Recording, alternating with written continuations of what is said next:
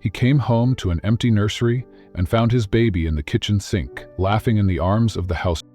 One tender moment shattered his rules, but also exposed a past she never meant to reveal. What he learned next would change his family forever. Before we dive into this unforgettable journey, tell us in the comments, where are you watching from? If stories about love, sacrifice, and second chances speak to your heart, hit that subscribe button, because tomorrow we're bringing you another powerful story you won't want to miss. Adrian Blackwell stepped out of his black sedan, the late afternoon sun glinting off the polished chrome as the driver rushed to take his briefcase. The air smelled faintly of summer rain, but inside him there was only the stale taste of exhaustion. He wasn't supposed to be here, not until the weekend, but the merger meeting in Chicago had ended early. For once, he thought, perhaps he could surprise his 9-month-old son, Noah. The foyer of the Blackwell estate was just as he'd left it, immaculate, cold, and echoing. His Italian leather shoes clicked sharply against the marble floor. No sounds drifted from upstairs. No gentle hum of the white noise machine from the nursery. No quiet lullaby from the nanny. A faint knot tightened in his chest. He loosened his tie and ascended the sweeping staircase, 2 steps at a time, each stride sharper than the last. At the nursery door, he slowed, a strange instinct whispering caution. He pushed the door open. Empty. The crib stood bare, its white linens undisturbed. The soft pastel mobile hung motionless, the air in the room still as glass. A single stuffed elephant lay on the floor, abandoned. Adrian's heartbeat spiked. He checked the adjoining playroom. Nothing. He didn't call out immediately.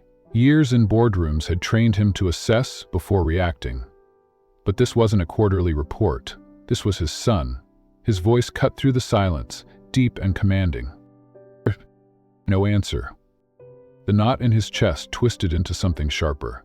He strode to the hall, scanning for any sign of the nanny. She was supposed to be here until 6. He glanced at the grandfather clock. Barely 4:30. The silence pressed in. Adrian's mind flickered to every worst-case scenario. A fall, an accident, a careless mistake. He moved quickly down the hallway, then descended the stairs in long, urgent steps. Halfway down, he heard it, faint but unmistakable. Laughter. Not just any laughter, Noah's.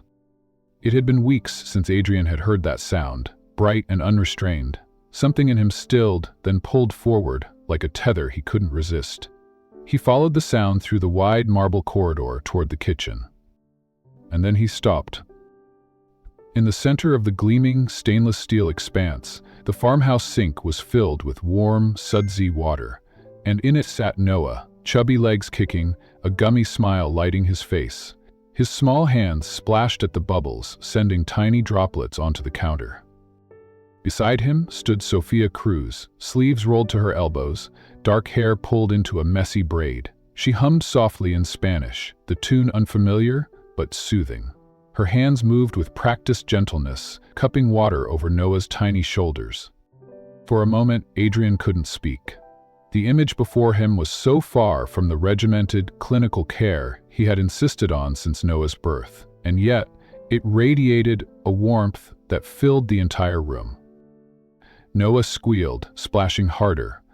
Sofia laughed, a low, genuine sound, and murmured something Adrian couldn't catch. She reached for a small towel, patting his hair dry before dipping her fingers back into the water. Adrian's voice, when it came, was sharper than he intended. Just, what is going on here? Sofia's head snapped up. For a heartbeat, her expression tightened, but she didn't flinch. She shifted her body protectively between Adrian and the baby, as if shielding Noah from the sudden tension. The nanny quit this morning, she said evenly. She didn't give notice. It was just me and Noah. He needed a bath. In the kitchen sink, Adrian's tone was cool, incredulous. Her gaze didn't waver. It's clean, warm, safe, and he likes it. Noah, oblivious to the brewing storm, slapped the water again, sending a fresh spray across Sofia's blouse. She smiled down at him, the curve of her lips softening her whole face. Adrian's jaw tightened. There are proper facilities upstairs. They're cold. Stir up. Anne, she added gently, they don't make him laugh like this. Her words landed harder than they should have. Adrian's eyes flicked to his son, cheeks flushed with joy, dark eyes bright in a way he hadn't seen since before Evelyn died. The memory pressed against him, unwelcome but insistent. The sound of her voice, the way she used to draw laughter out of their son, with the smallest gestures. He straightened his shoulders, retreating into formality. You should have called me, or the agency. I did, Roberta replied. No one answered. I wasn't going to let him sit alone in his crib all day while you waited for a replacement. There was no defiance in her tone, only a quiet conviction that unsettled him. She turned back to Noah, rinsing him carefully before lifting him from the sink and wrapping him in a soft towel. The baby leaned into her shoulder, still grinning. Adrian watched, saying nothing. He couldn't ignore the faint pang in his chest at seeing his son so content in someone else's arms. Sofia began to hum again, the same gentle tune swaying slightly as she dried Noah's hair. The domesticity of it all, the warmth, the hum of life in a room usually reserved for polished dinner parties and catered meals, felt foreign to him. When she finally met his gaze again, her voice was calm but firm. I didn't mean to overstep, Mr. Blackwell. I wanted him to feel cared for. Adrian studied her face, searching for some trace of manipulation, some hint that this was more than what it seemed. But there was only sincerity and an odd steadiness that made it hard to look away. Adrian stepped further into the kitchen, his polished shoes making no sound against the slate tiles. He stopped just short of where Sofia stood, still holding Noah against her shoulder. What did the agency say when you called? He asked, his voice quieter now but edged with suspicion. The earliest they could send someone was tomorrow afternoon. She adjusted Noah's towel and smoothed his damp hair. They didn't have anyone available on short notice. Adrian's brow furrowed. So you improvised? I adapted, Sofia corrected softly. He was fussy, hungry, and the weather was warm enough that a bath might calm him. It worked. Her tone wasn't boastful, but it wasn't apologetic either. It carried the simple weight of someone who had done what needed to be done without waiting for permission. Noah shifted in her arms, peeking over her shoulder to look at Adrian. His eyes lit up and a small hand reached toward him. Adrian hesitated before stepping closer, the smell of baby shampoo drifting between them. He touched Noah's hand briefly, feeling the tiny fingers curl around his. It was the smallest gesture, but it pulled at something deep inside him. Sofia watched silently, as if reading the unspoken emotions that passed between father and son. When Noah yawned, she began walking toward the hallway. He needs a bottle before his nap. Adrian followed, still trying to decide whether her actions were overstepping boundaries or filling a void he hadn't wanted to admit existed. They reached the den, where the sunlight poured through the floor-to-ceiling windows, catching the edges of the plush armchair where Sofia sat down with Noah. She cradled him expertly, holding the bottle at just the right angle. Noah drank greedily, one hand resting against her arm. Adrian lingered by the doorway, his mind cataloging every detail, the way she tilted her head when she looked at Noah, the quiet patience in her movements, the absence of distraction. He had hired dozens of nannies, all with impeccable credentials, yet none had managed to create this kind of calm in the house. You said the nanny quit without notice, he said finally. Sofia nodded. She left a note on the counter, something about the hours being too long and the pressure too much. I didn't read all of it, I had more important things to do. Adrian's gaze hardened slightly. You should have told me immediately. Her eyes lifted to a note. I left a message with your assistant, Sofia replied evenly. She said you were in a meeting and couldn't be disturbed unless it was an emergency. I didn't think you'd consider this one. He didn't answer right away. From a business standpoint, she was right. This wasn't life-threatening. But from a father's standpoint, the absence of a caregiver for his son should have been priority one. The realization unsettled him. Noah finished his bottle and burrowed into Sofia's chest, his eyelids fluttering close. She rose and carried him upstairs, Adrian following a few paces behind. In the nursery, she settled him into the crib with a gentleness that felt almost ceremonial, tucking the blanket around him and brushing a kiss across his forehead. Adrian stood in the doorway, arms crossed. "You seem to know your way around, children." Sofia glanced at him briefly. "I have a younger brother, and I worked part-time at a daycare before this job." He studied her a moment longer. "That's not on your employment file." "He wasn't relevant to cleaning floors and polishing silver," she said with a faint smile. Something in her answer struck him. The quiet assertion that she had more to offer than her current role allowed. For a man used to reading people, her transparency was disarming. They left the nursery, closing the door gently behind them. Downstairs, the kitchen was just as she'd left it, a faint scent of lavender soap still hanging in the air. The farmhouse sink gleamed, water drained, a clean towel folded neatly by the side. Adrian leaned against the counter, watching her begin to tidy the space. "This house runs on order," he said slowly. "Structure, predictability. What I walked in on today was not that."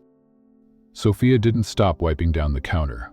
Sometimes order doesn't make a child feel safe. Sometimes laughter does. Her words were simple, but they landed with a weight that made Adrian's chest tighten. He remembered the months since Evelyn's death, the way he had clung to routine like a lifeline, believing it was what Noah needed. Yet here was his son, smiling for the first time in weeks, and it had nothing to do with routine. He straightened, adjusting his cuffs. "The agency will send a replacement tomorrow. Until then, you keep doing what you did today." Sofia looked up, one eyebrow lifting slightly. Was that an order or a reluctant compliment? Pounded both, he said, after a pause, though his tone softened. A faint smile curved her lips. Understood.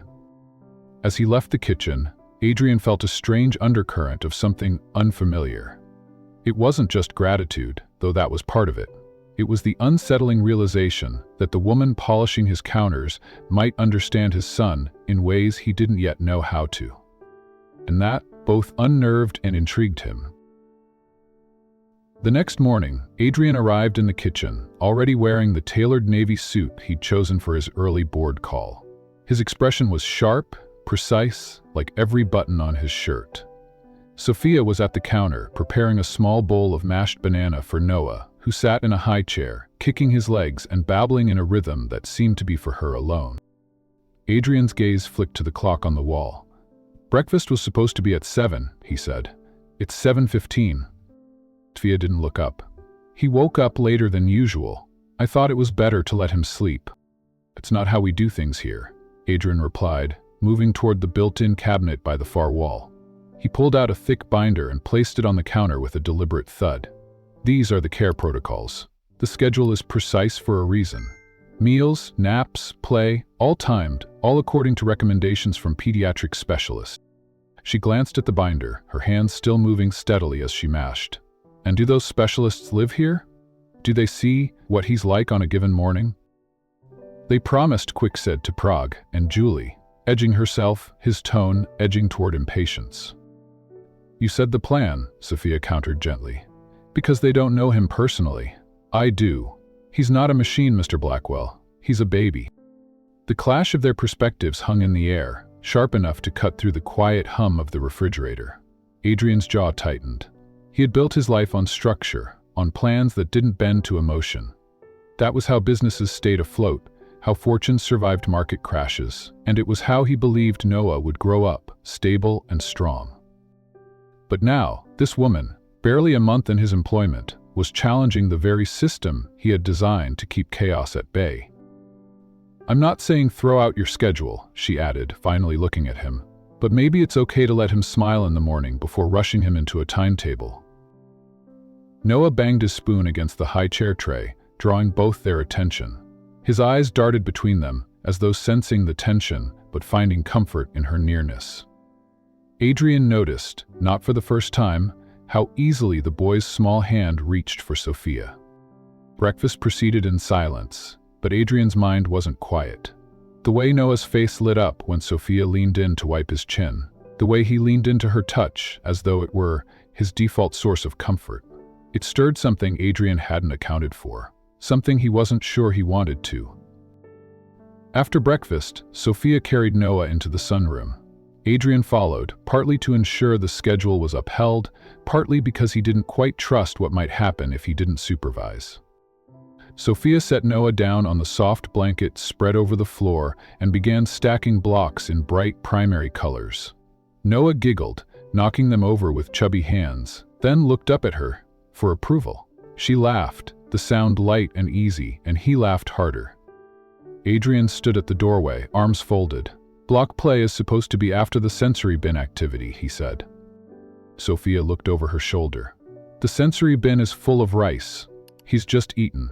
I'd rather not clean rice out of his mouth for the rest of the morning." The practical logic in her tone was infuriatingly hard to argue with. Instead of insisting, Adrian crossed the room and crouched near the blanket. "Here," he said to Noah, stacking the blocks higher. "See if you can knock these down." Dia did. But it wasn't Adrian's hands he reached for afterward. It was Sofia's.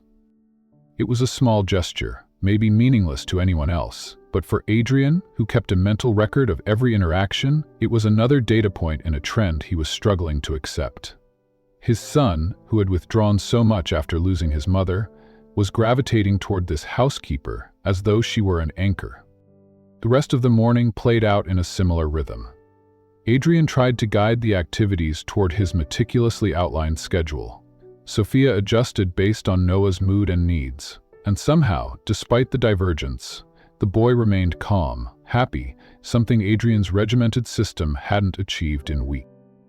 When Noah went down for his nap, Adrian found himself lingering outside the nursery longer than necessary. Through the crack in the door, he watched Sofia smooth the blanket over him, her hand resting lightly on his chest until his breathing slowed. Back in his study, Adrian opened his laptop to review financial projections, but the spreadsheet numbers blurred. His mind kept drifting to the image of her hand on Noah's chest, the soft hum she had been singing, the same tone he'd overheard during that sink bath. That bath. He replayed it again, unbidden, the warm water glistening against Noah's skin, the quiet focus on Sofia's face, the joy in his son's laughter. It was the kind of memory Adrian had been avoiding since Evelyn's death. Moments so saturated with life and love they threatened to undo him. He closed the laptop. Something was shifting, and it wasn't just in his son. By late afternoon, the nanny agency had emailed a short list of candidates. Adrian scanned their profiles, polished resumes, degrees in early childhood education, glowing references. By all measurable standards, they were perfect. And yet, as he read, he kept hearing Noah's giggles from that morning. He pushed back from his desk, stood, and crossed the hall to the kitchen. Sofia was there, chopping carrots for dinner. She didn't look up when he entered. "The agency sent over a few resumes," he said, leaning against the counter. "We'll schedule interviews." She nodded. "I'm sure they'll be good." Her tone was neutral, not challenging, not defensive. It made him want to press. "You don't seem concerned about losing this temporary role. We're here too. It's very important to us that the kids stay safe." A knife still moving steadily. "If that means stepping back once a new nanny arrives, I'll step back. Noah's well-being comes." It was the simplicity in her voice that struck him. Not resignation, but conviction. For a man used to hidden motives and veiled ambitions, her clarity was unsettling. He should have felt reassured. Instead, he felt curious. That evening, Adrian was in his study again, this time with a tumbler of scotch in hand. Outside, the house was quiet, the kind of quiet he usually preferred, but tonight, it felt hollow. He told himself it was simply fatigue from the flight and the day's disruptions. Yet, as he stared at the dark window, the image of Sofia's face as she looked at Noah, gentle, attentive, kept intruding. At 9, he left his desk, intending to head straight to bed. Passing the nursery, he slowed when he saw the door slightly ajar. Inside, the soft glow of the night light painted the room in gold. Sofia was in the rocking chair, Noah asleep in her arms. She wasn't supposed to be there after hours, but she didn't seem aware of him. She was humming again. That same Spanish lullaby, her head tilted toward the baby, her lips brushing his hair in a feather-like kiss. Adrian's first instinct was to step in, to remind her of boundaries, of the schedule that dictated Noah should be in the crib by 8. But something stopped him. The boy's small hand clutched at her shirt, even in sleep, as though letting go wasn't an option. He backed away quietly, his chest tight with something he didn't want to name. The next morning, the household was in motion earlier than usual. Adrian had a video call at 7, so he caught only glimpses of Noah in Sofia's care. A spoonful of oatmeal offered with exaggerated expressions, a soft towel wrapped around him after a quick wash. By the time he joined them in the kitchen, Noah was reaching out for her, bouncing in his high chair. Adrian approached, placing a sippy cup on the tray. "Here you go, buddy."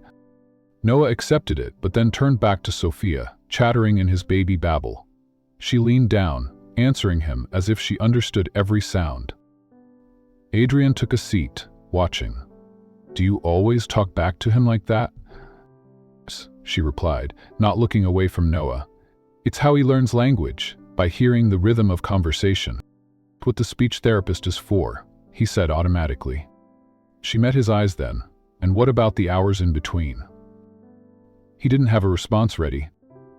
After breakfast, he walked her to the foyer, where a delivery of packages had just arrived. She shifted Noah onto her hip and signed for them with her free hand, balancing him with ease. "You sign?" he asked, noticing the movement. "A little," she said. "I learned some basic signs years ago. Comes in handy with little ones before they can talk." Adrian had read about baby sign language in passing, but dismissed it as unnecessary.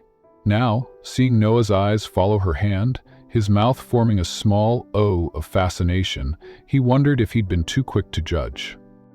The day unfolded in its own rhythm again, not the one in his binder, but one that seemed to keep Noah content.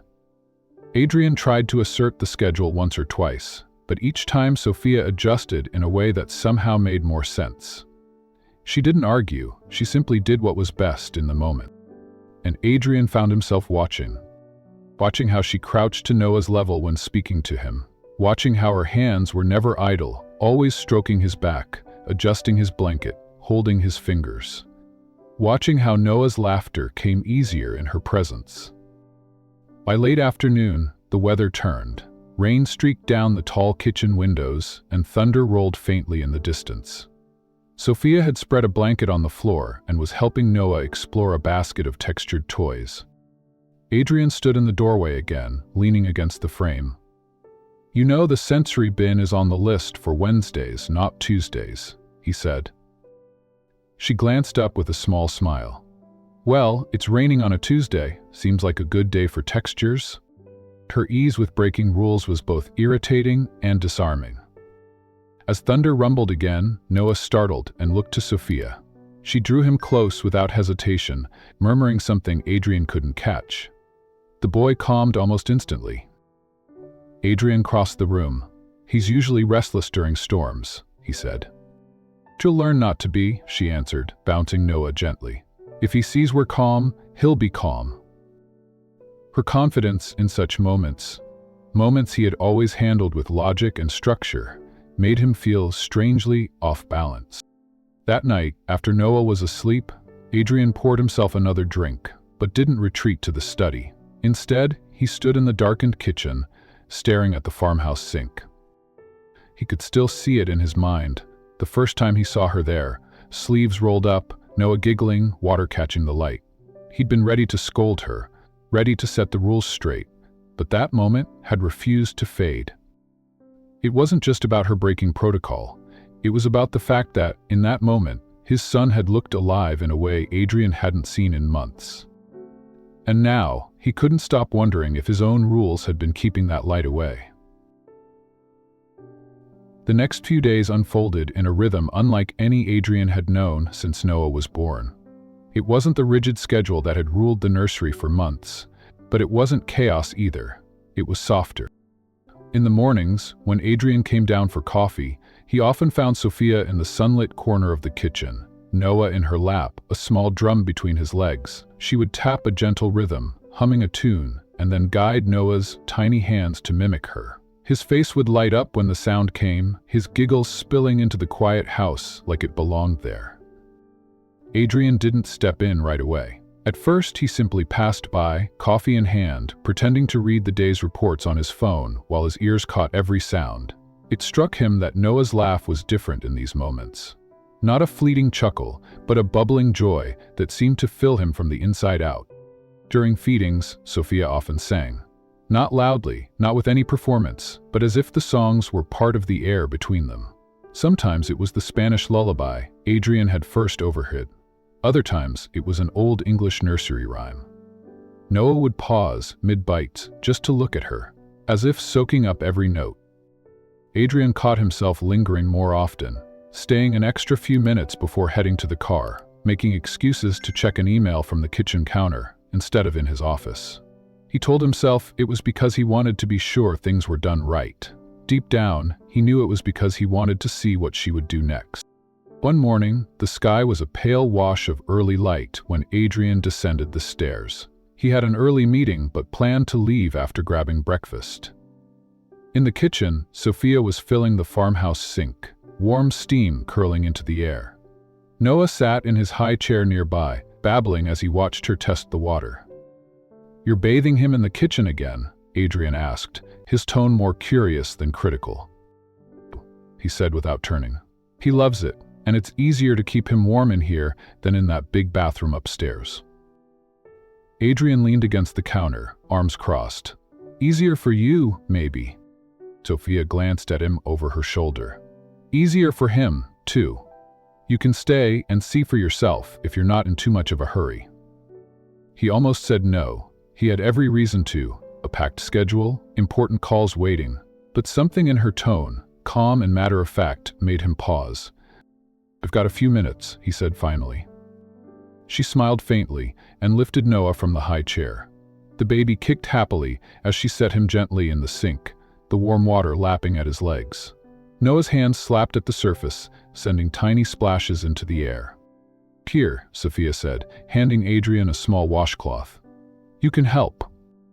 He hesitated, taking the cloth like it was something foreign. "What do I do?" A wildcat wire hair braid, gentle, slow. He likes it when you talk to him while you do it. Adrian crouched beside the sink, unsure at first. Noah looked at him with wide eyes, then squealed when the warm cloth touched his skin. Adrian tried speaking, his voice lower than usual.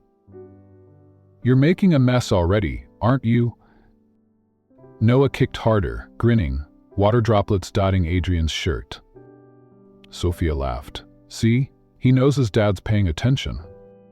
The word hit him dad. It wasn't that he'd never heard it before, but in this context, it felt heavier, more real. They worked together in an easy silence after that, Sofia rinsing Noah's hair while Adrian supported him. There was no rush, no ticking clock, just the soft patter of water and the sound of Noah's delighted babble. When the bath was done, Sofia wrapped him in a thick towel and handed him to Adrian. "Hold him close. He'll stay warmer that way." Adrian adjusted his grip instinctively, cradling the small, damp bundle against his chest. Noah's head rested under his chin, his tiny hand curling into Adrian's collar. "Feels different, doesn't it?" Sofia said quietly. He looked at her, but she was focused on drying the sink. "What does?" "Being part of it," she replied, "not just watching from a distance." Adrian didn't answer, but the truth of her words stayed with him long after he left the house that morning. For the first time in months, maybe years, he'd felt not just like a provider, but like a father. Over the next week, the sink baths became a quiet ritual. Even on mornings when Adrian had early commitments, he found himself adjusting his schedule, slipping his phone into his pocket before the first call so he could be there for at least part of it. It wasn't just the bath itself, it was the way it framed the day.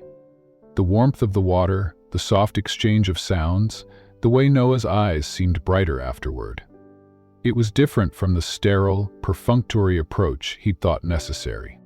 He noticed other things too.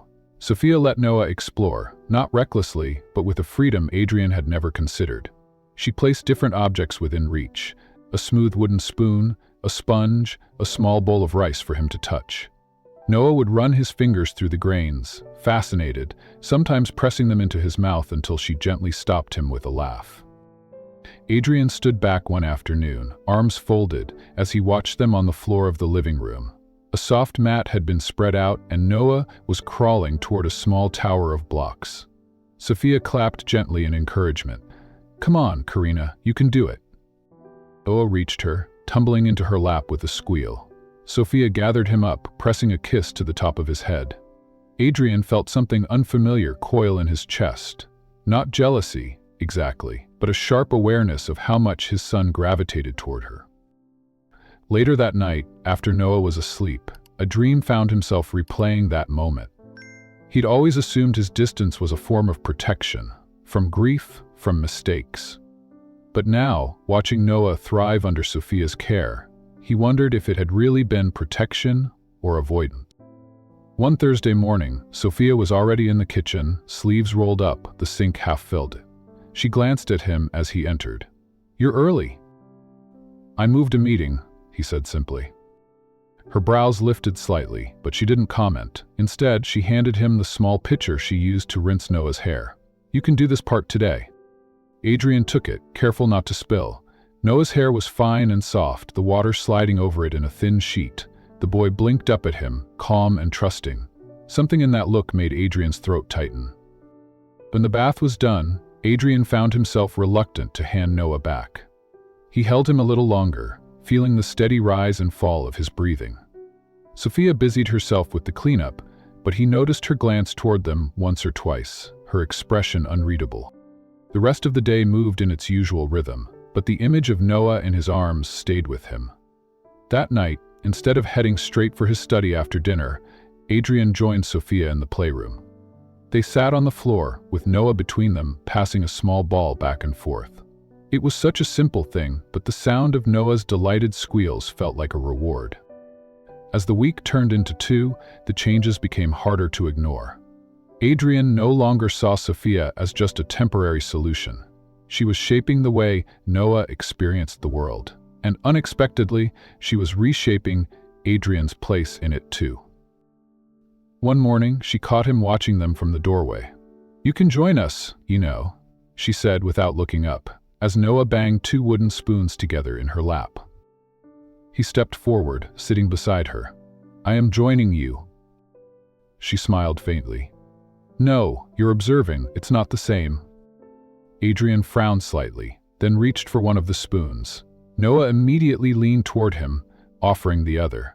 When Adrian tapped his spoon gently against Noah's, the boy erupted in laughter, so pure it felt like sunlight in the room. Sofia's eyes met his briefly, and in that moment, there was an unspoken acknowledgement. Something had shifted, not just in the way Noah connected with him, but in the way Adrian allowed himself to be present. The sink bath routine continued, but it was no longer something Adrian stumbled into by chance. It was an appointment he kept without fail. On mornings when he was running late, he joined for even a few minutes, just to see Noah's face light up in the warm water. One Friday, Sofia hesitated before filling the sink. "Would you like to do the whole thing today?" she asked. He stared at her. "The whole bath?" "I'll be right here, but you lead." It took longer than when she did it. His hands were careful, deliberate, maybe too slow. But Noah didn't seem to mind. When Adrian wrapped him in the towel at the end, Noah burrowed against his chest, letting out a contented sigh. Sofia's voice was quiet. "He trusts you. That's not something you can force." Adrian looked down at the small bundle in his arms, then back at her. "I don't want to lose that." "Then don't," she said simply. That night, when he closed his eyes, Adrian realized something startling. The sound of running water and Noah's laughter had replaced the silence he'd grown used to, and he didn't want to go back. The house was unusually quiet that Thursday evening. Adrian had been working late in his study, the low glow of his desk lamp spilling over piles of contracts. The steady hum of the dishwasher drifted in from the kitchen. It was close to Noah's bedtime, and he assumed Sofia had already taken him upstairs. He was halfway through, signing a set of papers, when a soft murmur caught his attention. It wasn't the usual hum of Sofia's lullabies. This was different, low, rhythmic, and tinged with a kind of sadness he could feel even from the hallway. Adrian rose from his chair, without really thinking about it. He moved quietly down the hall, following the sound until he reached the open doorway of Noah's room. The lights were dim, casting the space in a gentle amber glow from the nightlight in the corner. Sofia sat in the rocking chair by the crib, Noah cradled against her chest. Her voice was barely above a whisper as she spoke in Spanish, her words lilting and slow. Even without knowing the language, Adrian could catch the tone, part lullaby, part confession. "This story," she said softly, "is about my little brother Mateo. He loved the stars. Every night we'd sit by the window and make up names for them. He used to tell me they were lanterns to guide people home." She paused, brushing a hand over Noah's back. "He didn't get to see many birthdays, but I promised him I'd keep telling our stories so no one would forget him."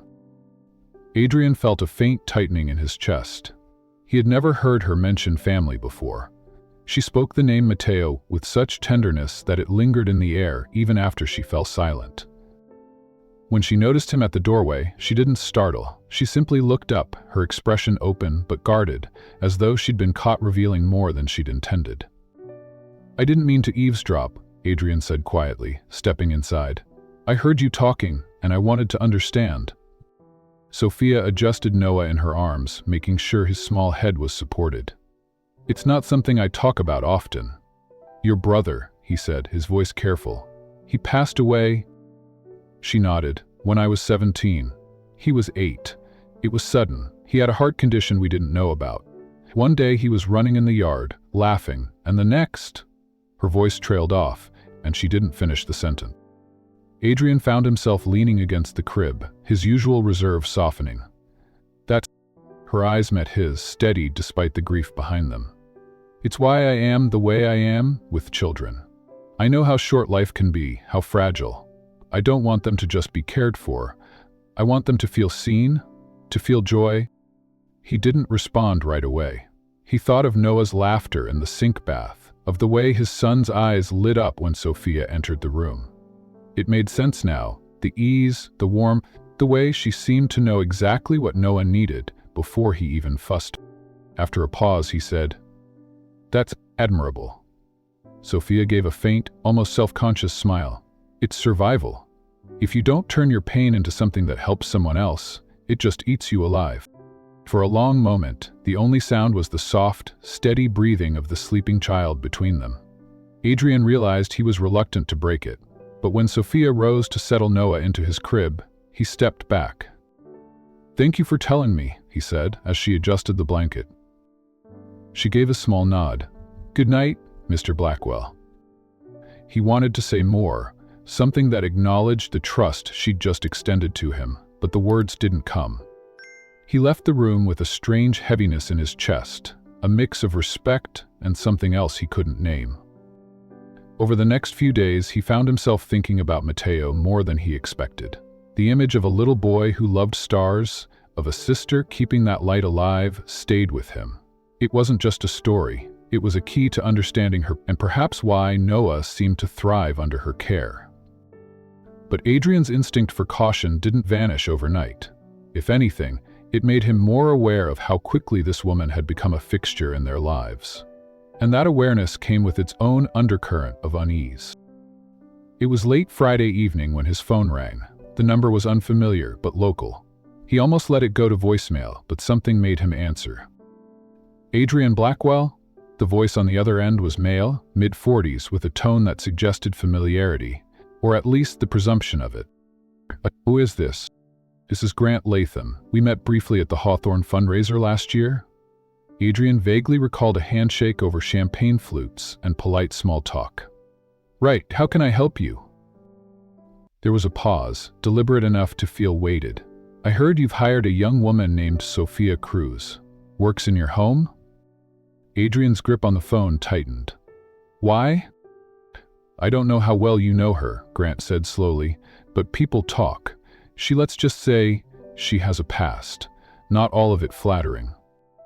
The words settled between them like a cold draft. "You'll have to be more specific." Another pause.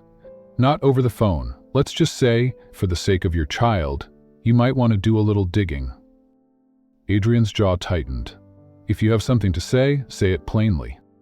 However, Grant replied, his tone now tinged with a hint of satisfaction, as if planting the doubt was the goal all along. "Good evening, Blackwell." The line went dead before Adrian could respond. He lowered the phone slowly, his thoughts a tangle. Part of him wanted to dismiss it, the vague innuendo, the lack of concrete detail. But another part, the part that had built his career on anticipating threats before they became crises, couldn't ignore it. When he finally went upstairs, Sofia was already in her room. The house felt too still, as if it was holding its breath. Adrian stood for a long time outside his bedroom window, staring at the city lights. He didn't know whether the call was a warning or a trap, but he knew one thing: he couldn't afford to be blindsided, not when it came to Noah. Sleep didn't come easily that night. Adrian lay in the dark, his mind circling back to the call, to Grant's voice lingering with a mix of warning and smugness. It wasn't the first time someone had tried to plant suspicion in his path. Years in business had taught him that vague accusations were a common tactic. But this was different. This was about someone in his home, someone around Noah. By morning, the decision was made. He called a discreet contact, a private investigator he'd used before, and asked for a background check on Sofia Cruz. No details were spared: employment history, financial records, even past addresses. He told himself it was due diligence, the same protocol he'd follow with any employee entrusted with his son's care. But deep down, there was a flicker of something else, a reluctance to find anything that could confirm Grant's insinuation.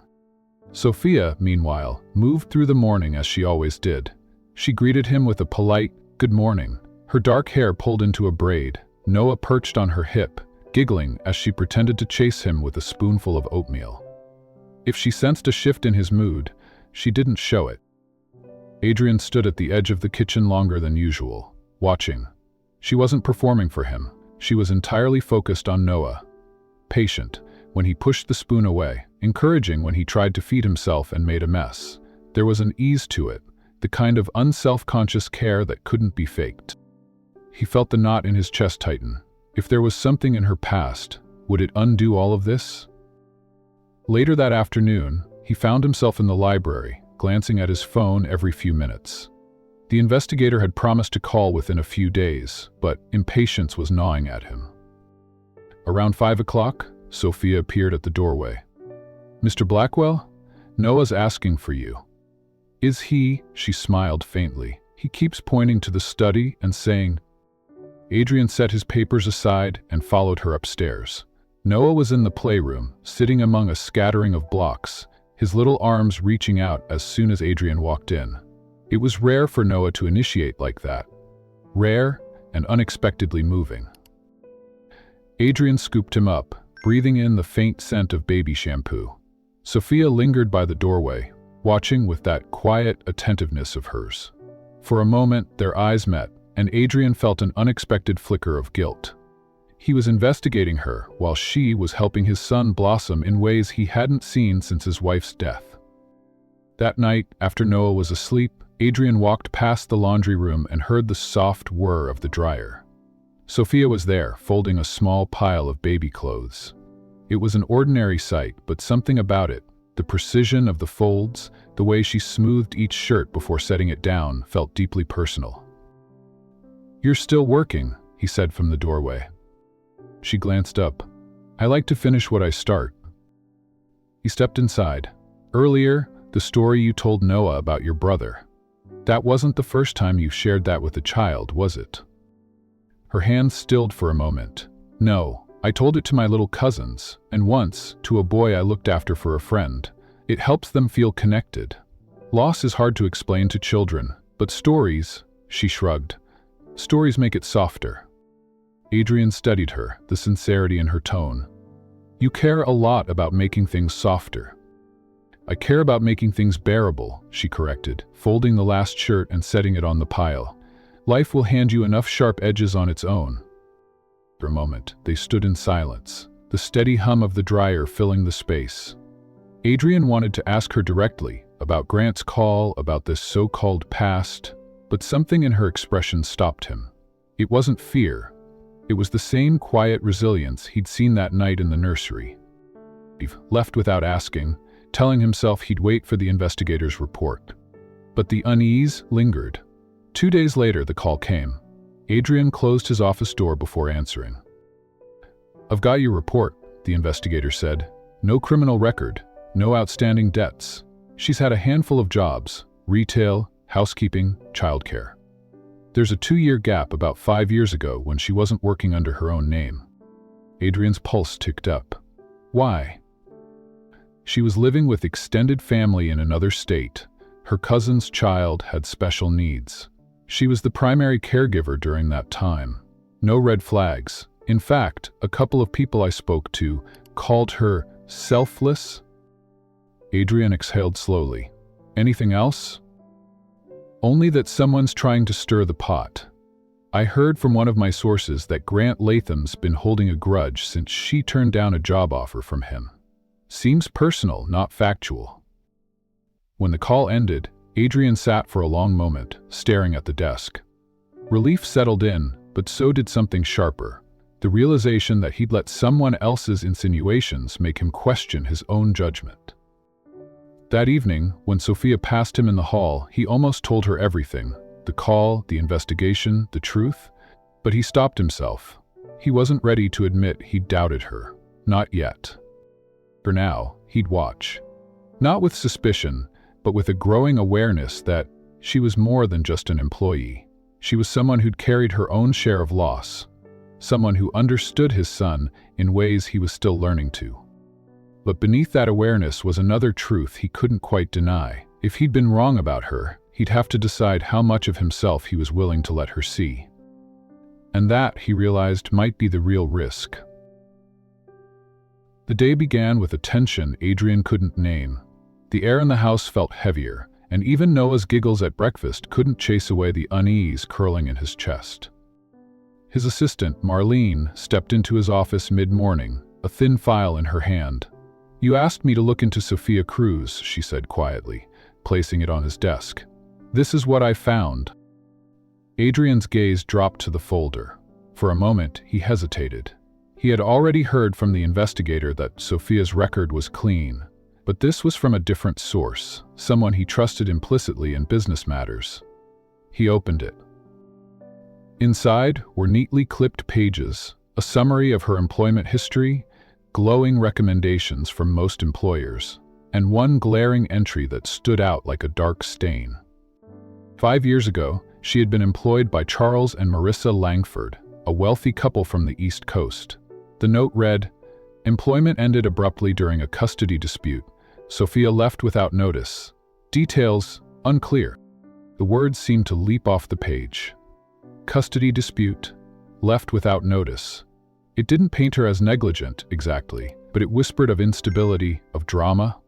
And drama was the last thing Adrian wanted anywhere near his son. By the time Sofia knocked gently on the study door that evening to let him know Noah was ready for his bedtime bottle, Adrian's thoughts had hardened into suspense.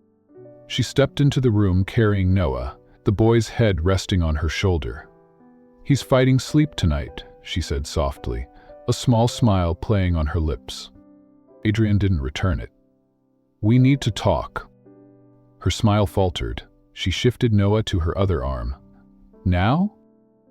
"Now." He stood, his tone sharper than intended. "I had my assistant look into your work history." Something flickered in her eyes, surprise, then a faint shadow of hurt, but she said nothing. "You worked for the Langfords," he continued, "and you left suddenly. During a custody dispute, no explanation, no notice. Why?" She took a slow breath. "Because it wasn't safe for the child anymore." "It's convenient," he said, his voice edged with skepticism. "You expect me to believe you just walked away? Out of what? A moral stance?" "I don't expect you to believe anything," she said quietly. "But it's the truth." His jaw tightened. "You should have told me. This kind of history is relevant when you're caring for my son." Her fingers curled against Noah's blanket. "I didn't tell you because it wasn't my story to spread. That little girl, she was neglected, emotionally if not physically. I stayed as long as I could to protect her. But when the custody fight turned into a weapon between her parents, I realized I was just another pawn in their game. So I left, and yes, without notice. Because staying meant being complete. Her voice was calm, but there was a tremor beneath it, like a held-back storm. Adrian crossed his arms. That's your version. Sofia's expression changed. Not anger exactly, but something heavier, a kind of resignation. If you've already decided I'm guilty of something, then nothing I say will change it. You're avoiding the question, he pressed. What? She said softly. I'm protecting myself. I've been through this before. Wealthy employers deciding they know the truth because they have the money to dig up half-truths. I'm not going to beg you to see me, clearly. Her words landed sharper than he expected, but he didn't back down. This is about my son's safety. I've done nothing but keep him safe, she replied. She kissed the top of Noah's head, then looked back at Adrian. But clearly, you don't trust me, and a child knows when trust isn't there. Noah deserves better than that. The silence between them was suffocating. Finally, she stepped forward and carefully placed Noah into his father's arms. The baby stirred, sensing the change, and whimpered softly. I resign, she said simply. Effective immediately. Adrian's eyes narrowed. You're walking away now? Without notice? Again? Time, she said, her voice breaking just slightly. It's because you've made it impossible for me to stay. I won't work in a house where my integrity is always under suspicion. And Noah? He deserves someone his father trusts without question. Before he could reply, she turned and walked toward the door. Noah began to cry, small at first, then louder as Sofia disappeared from sight. Adrian tried to soothe him, but the boy twisted in his arms, his little hands reaching toward the hallway, toward where she had gone. The sound of the front door closing echoed through the house, leaving Adrian in the study with his son wailing against his shoulder. For the first time in a long while, Adrian felt something like panic. Not the controlled, businesslike kind, but a raw, unsettled ache. He had wanted to protect Noah. Instead, he had taken away the one person who had been his constant comfort. And now, as Noah's cries filled the room, Adrian realized his son had just lost more than a caretaker. Adrian paced the study long after the front door closed, Noah still in his arms.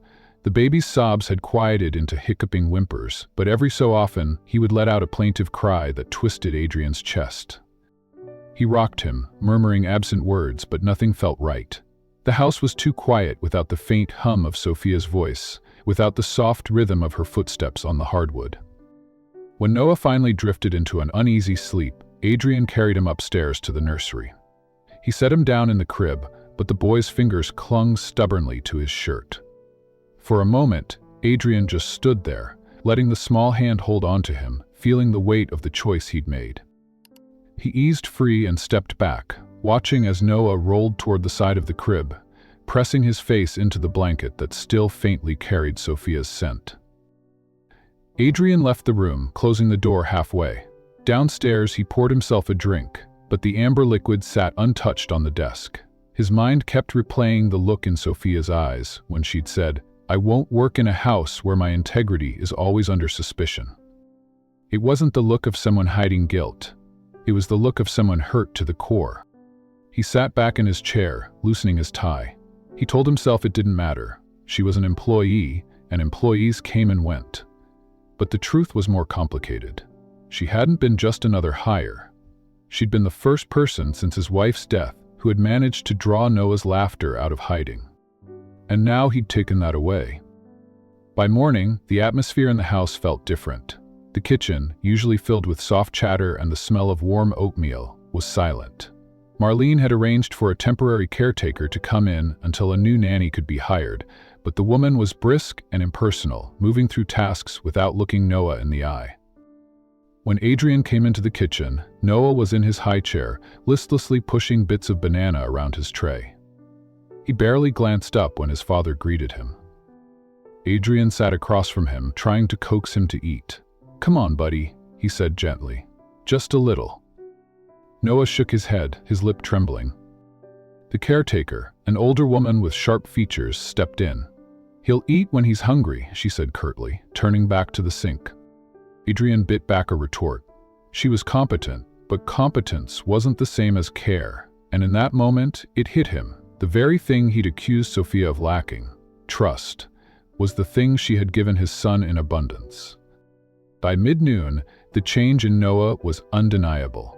He was quieter, clingier, his usual curiosity dulled.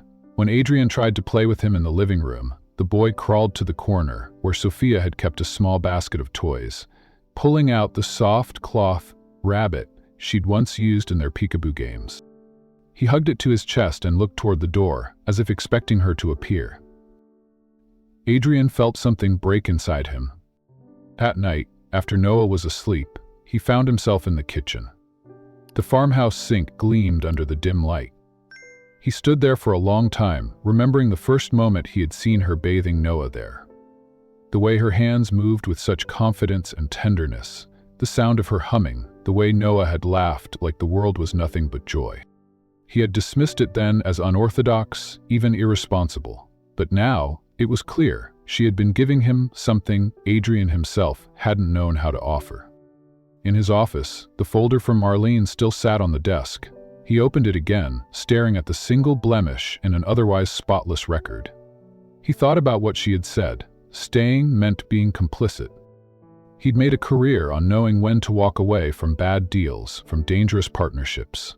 Why had he assumed it was any different for her? Marlene stepped into the doorway, hesitant. "I can see this is bothering you," she said quietly. "May I say something?" He nodded. "I've worked here long enough to see the difference between someone doing a job and someone caring." Sofia cared. Not just for Noah, for the house, for the atmosphere, for all of us. You might have misread her.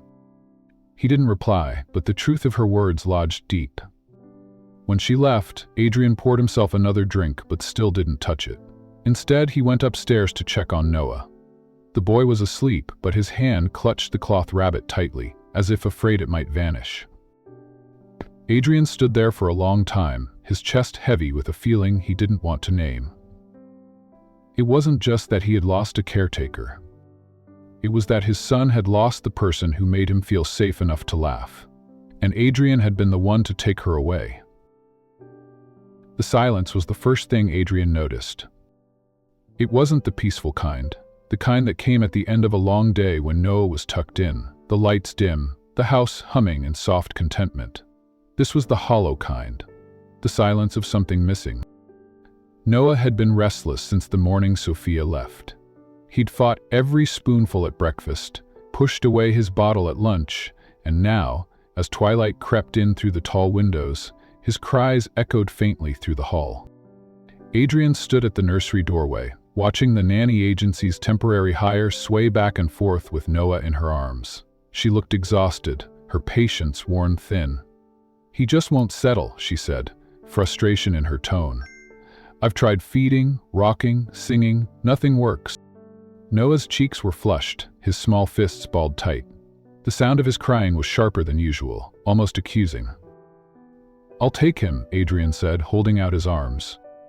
The moment Noah was against his chest, his sobs softened but didn't stop. His head burrowed into Adrian's shirt, and Adrian could feel the faint hitch in his breathing, like he was holding something back. He pressed his lips to his son's hair, inhaling that familiar baby scent, and for the first time in days, admitted the truth. Noah wasn't just tired or cranky, he was grieving. Adrian paced the nursery, murmuring nonsense words. The room felt colder without Sofia's quiet touches. No soft lullaby in the background, no folded blanket draped neatly over the rocking chair, no faint scent of lavender from the baby lotion she always used. He glanced toward the crib and noticed something unusual. A small brown package sitting on the mattress, neatly wrapped in paper and tied with twine. He frowned. "What's this?" The temporary nanny shrugged. "It was here when I arrived this morning. I assumed it was something you put there." Adrian shook his head. Carefully, he shifted Noah to one arm and reached for the package. It was light, soft, the kind of bundle you'd handle gently. He carried it to the rocking chair and sat, untying the twine with slow fingers. Inside was a neatly folded baby blanket, cream-colored, hand-knitted, the kind of craftsmanship that took hours of care. Tucked into the folds was a small note on thick paper. The handwriting was elegant, looping slightly to the right. For every bath, for every laugh. No signature. None was needed. Adrian's throat tightened. He smoothed the blanket with one hand, imagining her sitting somewhere late at night, knitting each stitch. It wasn't just a gift. It was a piece of her, a piece of the world she'd built around Noah. The temporary nanny excused herself to prepare Noah's bottle, leaving Adrian alone in the dim nursery. He wrapped the blanket around his son, feeling the instant way Noah's small body relaxed. His tiny fingers reached up and clutched the fabric, pulling it close. The sight struck Adrian harder than he expected. This wasn't just a comfort item, it was connection. Sofia had been that connection, and now he'd severed it with a few harsh words and assumptions. Later that night, after Noah was finally asleep, Adrian found Marlene in the kitchen, wiping down the counters. "Did you know about the blanket?" he asked quietly. She paused, setting the cloth aside. She mentioned it once, said she was working on something for him. Adrian leaned against the counter, his voice low. She didn't have to do that. Marlene gave him a look that was equal parts gentle and knowing. She did plenty she didn't have to do, stayed late more times than I can count, came in early when Noah had a fever, never asked for overtime. Adrian frowned. She wasn't on the clock. Ed simply. She just cared. Said babies don't know what time it is, so she wouldn't watch the clock either. The words settled over him like a weight. Every moment he'd misread, every time he'd assumed she was overstepping, she'd been doing it for Noah's comfort, not for show. When Marlene finished tidying and went upstairs, Adrian stayed in the kitchen. He poured himself a drink and stared into it, but the memory of Sofia's face when she'd left pushed the glass away. He set it down, untouched, and walked to the big window overlooking the dark lawn. The night outside was still, the kind of stillness that pressed against the glass, and in that stillness, Adrian realized how quickly the house had gone from alive to empty. It wasn't just about help with Noah. Sofia had filled the air with a warmth he hadn't realized he'd been missing. Her quiet humming, her easy laughter when Noah splashed water during his sink baths, the way she moved through the halls as if she was guarding something precious. Deep into guarding himself, guarding from trust, from vulnerability, from letting anyone in again. And now that wall had cost him. In the reflection on the glass, Adrian saw his own face, tired, shadowed, older than he felt. For a long moment he simply stood there, breathing in the truth he'd been avoiding. He missed her.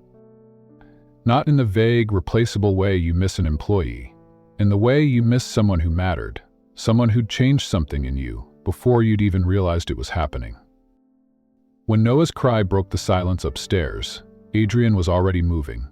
He climbed the stairs 2 at a time, pushing open the nursery door. Noah was standing in his crib, holding the blanket tight, his cheeks damp with fresh tears. Adrian scooped him up, settling into the rocking chair. He wrapped the blanket around them both, his voice quiet in the dim light. "We'll find her, buddy," he murmured, more to himself than to the child. "I'll make it right."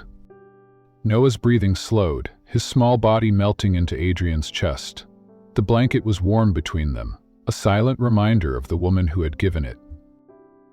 And as Adrian sat there, rocking gently, he made the unspoken decision concrete in his mind. He wasn't going to let it end like this. Morning came too soon. Adrian woke to the faint sound of Noah whimpering through the baby monitor. It wasn't his usual cry, it was softer, weaker, as though the energy had drained out of him overnight. The temporary nanny was already in the nursery when Adrian arrived, holding a half-sip bottle and looking defeated. "She won't finish it," she said, lowering her voice. "He hasn't taken more than a few ounces since yesterday." Adrian crouched beside the crib and reached for his son. Noah came willingly, but his head fell heavy against Adrian's shoulder. His tiny fingers toyed with the edge of the knitted blanket, not letting it go. "It's not himself," Adrian murmured. Mary sighed. "Maybe he's just adjusting to the change." But Adrian knew better. Babies didn't understand change in the abstract. They understood absence. The hands that bathed them, the voice that sang them to sleep, the familiar scent that told them they were safe. Sofia had been all of that for Noah.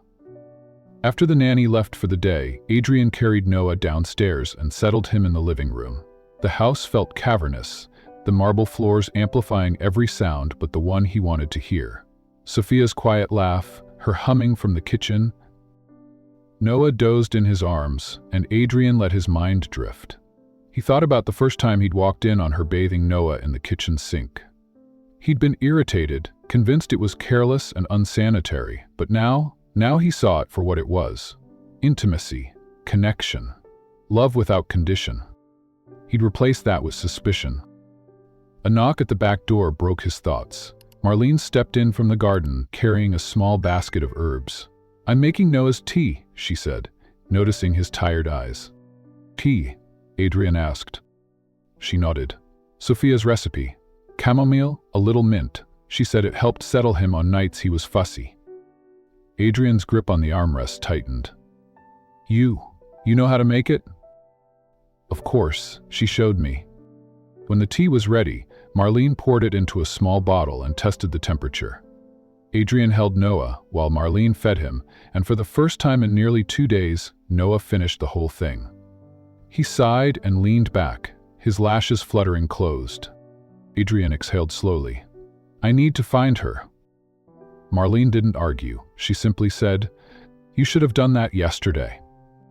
At night, after Noah was asleep, Adrian sat at his desk with his laptop. He opened the file his assistant had compiled for the background check. This time, he read every line, not just the parts that confirmed his suspicions.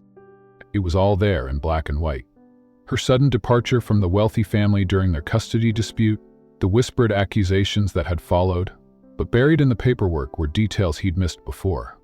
The sworn statements from 2 neighbors saying the child had been left alone for hours, the pediatrician's report showing neglect, and the fact that Sofia had never taken a cent beyond her owed salary when she left. Adrian closed the file and sat back, staring at the ceiling. He'd accused her without giving her the chance to explain. He'd treated her like an intruder instead of the person who had kept his son's world steady. When he couldn't stand the silence anymore, he went into the nursery. Noah was asleep, curled on his side, the knitted blanket tucked under his chin. Adrian sat beside the crib, resting his arms on the rail. "She's not gone forever," he whispered. "I'll bring her back." The following day, Adrian started making calls. He reached out to every contact he could think of, old colleagues, family friends, even the owner of the cleaning service Sofia had worked for before coming to his estate. Some were polite but unhelpful. Others gave him pieces of information. She had a cousin in the next town. She sometimes volunteered at a local church. She once mentioned wanting to start her own daycare. By the 3rd day, he had a small list of leads. But with each call, the same question nagged at him. What would he say when he found her? He imagined standing at her door, Noah in his arms, the blanket between them. He'd tell her the truth, that he'd been wrong, that he'd judged her unfairly, that he'd let his fear of losing control blind him to what truly mattered. That night, as he held his son before bed, Noah reached up and touched his father's cheek with a small, deliberate hand. Adrian looked into those clear eyes and realized this wasn't just about making amends for himself. This was about giving his son back someone who had loved him wholly. The blanket lay draped over the rocking chair, and Adrian pulled it across them both. "Tomorrow," he murmured, the promise firm in his chest. "Tomorrow, we start looking for real—" Noah made a soft sound of contentment, his eyes drifting shut. Adrian stayed there long after his son was asleep, rocking slowly in the quiet, the weight of the house pressing in on him. But for the first time since Sofia left, the silence felt different. Not empty, but waiting. Waiting for him to make it right. Adrian's search for Sofia took him into neighborhoods he hadn't set foot in for years. Sleek black sedans didn't blend easily here, and more than one passerby gave him a curious glance as he parked outside a modest brick building with a cheerful hand-painted sign, "Little Steps Daycare." Through the large front windows, he could see a cluster of children sitting in a circle on the rug, each holding a brightly colored book. In the middle sat Sofia, her dark hair loose around her shoulders, wearing a simple white blouse and jeans. She was reading aloud, her voice warm and animated, pausing every so often to let the children chime in. It was the first time in days he'd seen her without the shadow of his accusation between them. He stayed at the window longer than he meant to, watching the way she bent down to meet a child's eyes, the patience in her tone, the quiet way she soothed a toddler who had started to cry. This wasn't just work for her, it was who she was. When the session ended, the children scattered toward the play area, and Sofia gathered the books into a small pile. Adrian stepped inside. The little bell above the door chimed, and she looked up. For a moment, her expression didn't change, just polite recognition, like she was seeing a stranger. Then her eyes narrowed slightly, and she straightened. "Adrian," she said, her voice measured. "Sofia," he replied, stopping a few feet away. "I've been looking for you." She tilted her head. "Why?" He took a breath. "Because I owe you an apology. For everything. For not trusting you. For letting my grief and my fear make me see you as a threat when you were the best thing that happened to Noah in months." Her arms crossed and she leaned against the counter. "That's a lot of words, but I'm not sure they change what you did." "I know they don't," he admitted, "but I mean them. I've spent the last week watching my son cry himself to sleep. He stopped laughing, stopped eating. The only thing that comforted him was the blanket you made." Her gaze flickered to his, but she said nothing. "Was wrong," he continued. "I jumped to conclusions because I was afraid of losing someone else I cared about. And in doing that, I pushed you away, and I hurt Noah." For the first time, something softened in her expression, but she still kept her voice steady. "You think you can just ask me to come back and everything will be fine?"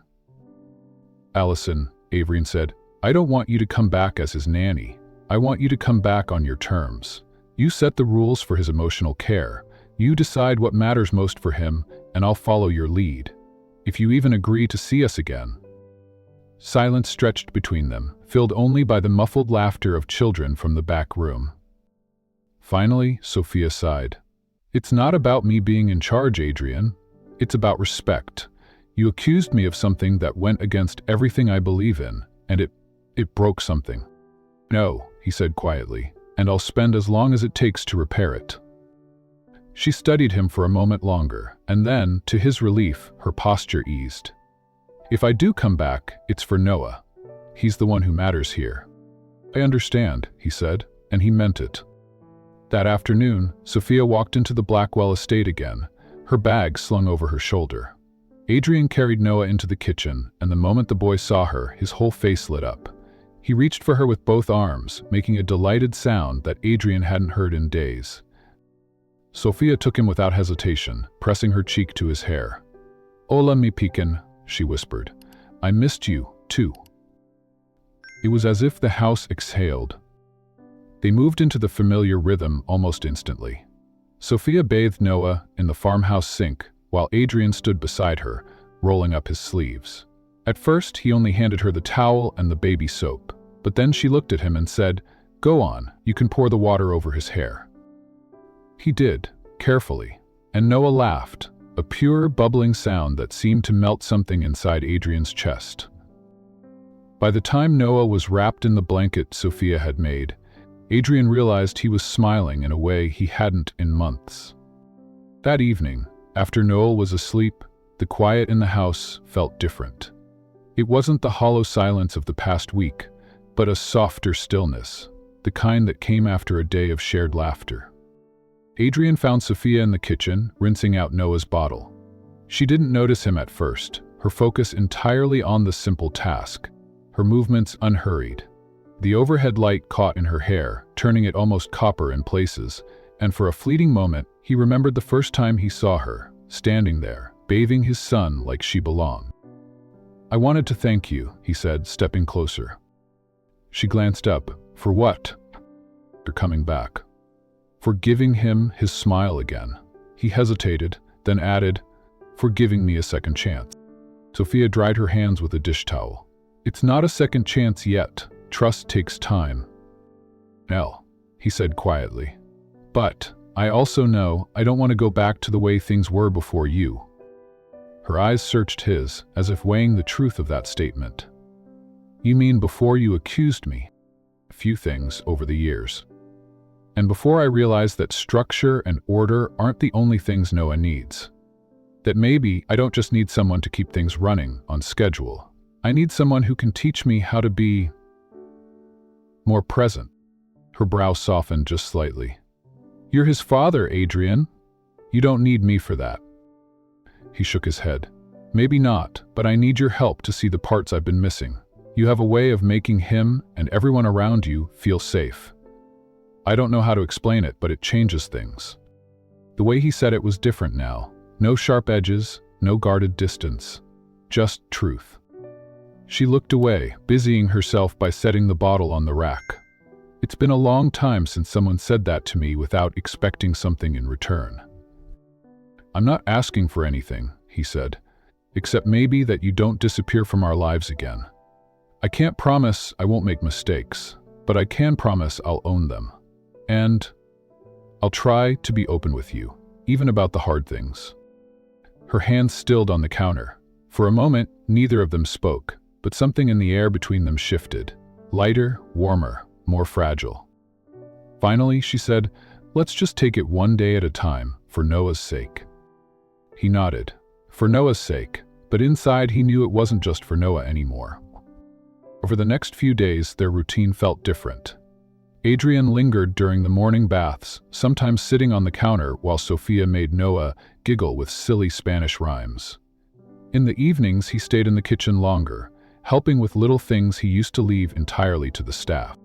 One night, as Noah splashed in the sink, Sofia stood beside Adrian, both of them laughing, when a wave of water hit his shirt. He glanced at her, and for a moment, the sound of their laughter seemed to carry something deeper, a quiet recognition that they were building something neither had expected. After Noah was in bed, Adrian walked her to the door. They paused there, the quiet stretching between them. He thought about saying nothing, letting the moment pass, but he couldn't. "Sofia," he said, his voice low, "you've changed more than just Noah's life. You've changed mine too." Her eyes widened slightly, and for a second, she looked as if she might answer, but instead, she gave him a small, almost shy smile, then stepped out into the night. He stood there, long after the door closed, the sound of her laughter still echoing in his mind, and the realization settling in his chest that he didn't just want her in his son's life, he wanted her in his.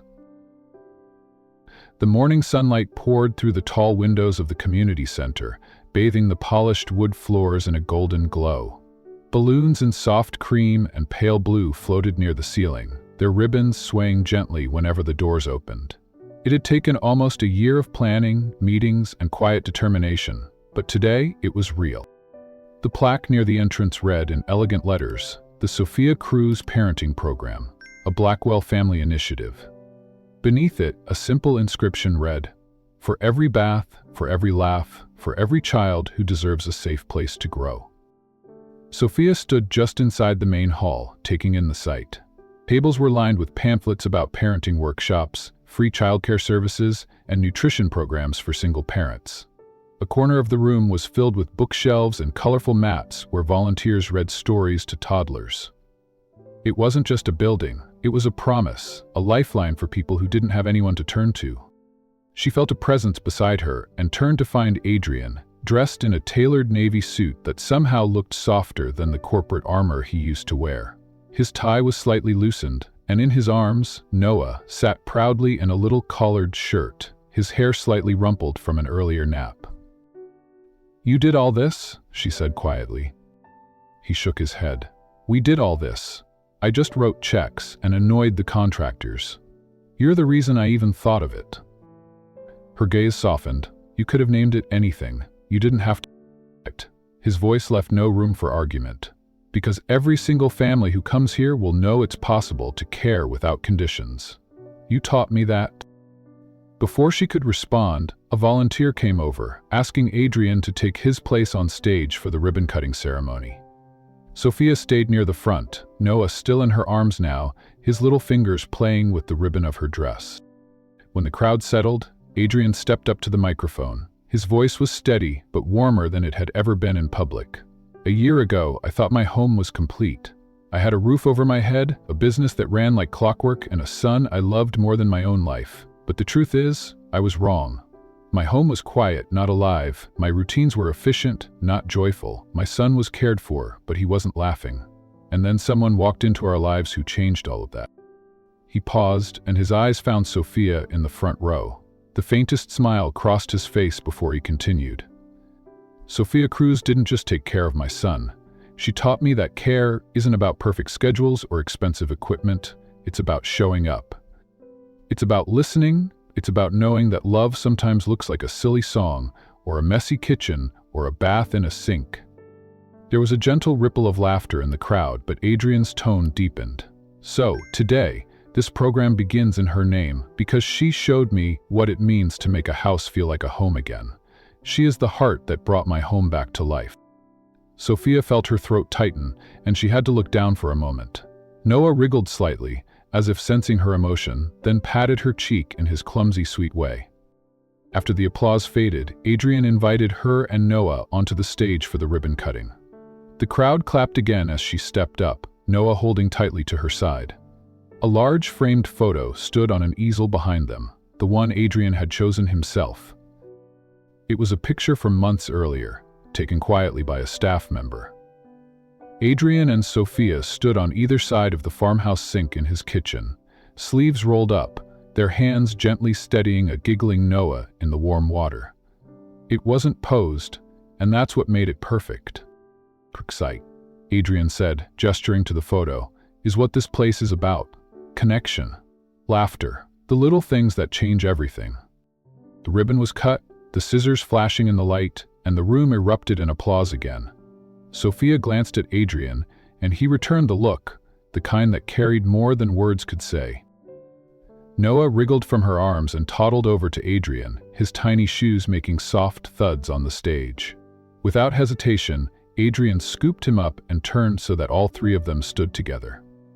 The cameras clicked, the flash capturing the moment, but for Sofia, the sound faded. All she could focus on was the way Noah's head rested against her shoulder, while Adrian's hand brushed lightly against her.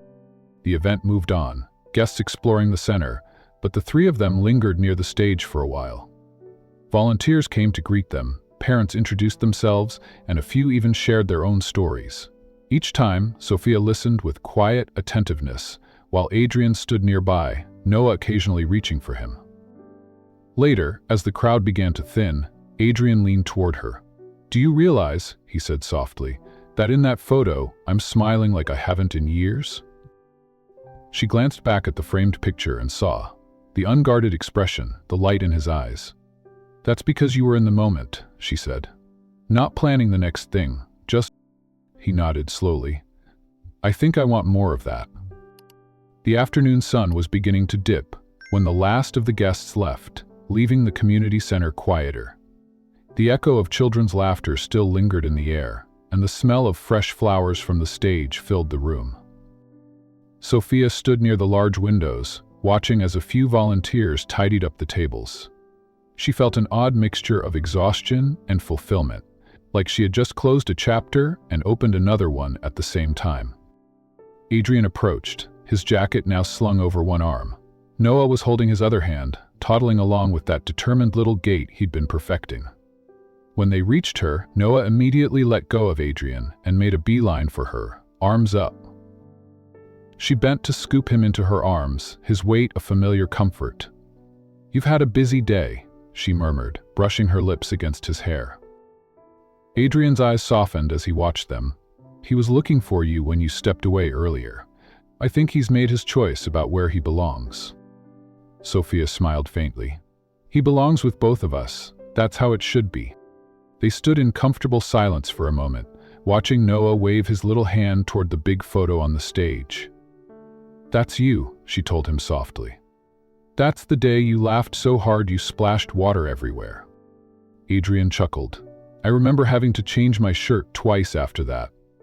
I didn't mind." Her gaze shifted to him, catching something unguarded in his face. "I never thought a kitchen sink could mean so much," she said. "Neither did I," he admitted. "But that was the first day I felt like I wasn't just surviving as a father. I was part of his joy." The weight of his words hung between them. It wasn't a grand confession, but it didn't need to be. Sofia understood. He was telling her that she hadn't just changed Noah's life, she had changed his. As they prepared to leave, Adrian paused by the stage and gently lifted the framed photo from its stand. "I think this should be at home," he said, "right where we can see it every day." She raised an eyebrow. "I thought it was for the program." "Here's a copy for them. This one's ours." They left together, Noah, drowsy, in Sofia's arms as they walked to the car. The evening air was cool, carrying the faint scent of rain. Adrian opened the door for her, and for a brief moment their hands brushed. It was such a small touch, yet it carried the weight of countless unspoken things. Trust rebuilt, walls lowered, and something that felt dangerously close to love. Back at the estate, the house felt different. Not empty, not cold, but alive again. Noah stirred awake just enough to let out a soft laugh as Sofia carried him inside. Adrian followed, the framed photo tucked under his arm. In the living room, he set it on the mantel above the fireplace. The warm light from the lamps brought the image to life. The joy on Noah's face, and the unmistakable connection between the three of them. Sofia stood beside him, her arms wrapped loosely around herself. "You know," she said quietly, "when I first came here, I thought I'd only stay a few weeks. I never imagined we'd be a family," he finished for her. She glanced at him, startled, but then her expression softened. "Yes, that?" Adrian looked at her for a long moment before speaking. "I can't promise I'll never make mistakes again, but I can promise that I won't let fear make my choices for me anymore." For a moment, neither of them moved. Then Noah, still half asleep in Sofia's arms, made a little hum, a content hump. It broke whatever distance remained. Adrian stepped closer, his voice low. "I don't just want you here for him. I want you here because this is where you belong." Sofia's throat tightened, but she didn't look away. "Then I'll stay, but on one condition." "Name it." She smiled softly. "No more perfectly polished routines. Life is messy, and that's okay." He let out a quiet laugh, the kind that reached his eyes. "Messy, then, as long as you're here." Later that night, after Noah was tucked into bed, they found themselves in the kitchen again. The farmhouse sink gleamed under the warm light, and for a moment they just stood there, remembering. Adrian leaned against the counter, his gaze steady. "That sink was where it started, and maybe it's where we make a promise." Sofia tilted her head. "What kind of promise?" "We're exhausted. No matter what happens, arguments, bad days, unexpected storms, we come back here. We remember the laughter, the way it felt to make this house a home." She thought about it for a moment, then extended her hand. "Deal." He took it, his grip warm and sure. "Deal." And in that quiet kitchen, with the photo now hanging in the next room and the sound of Noah's steady breathing upstairs, the promise didn't feel like just words. It felt like a foundation. The beginning of a life they would build together, not by design, but by choice.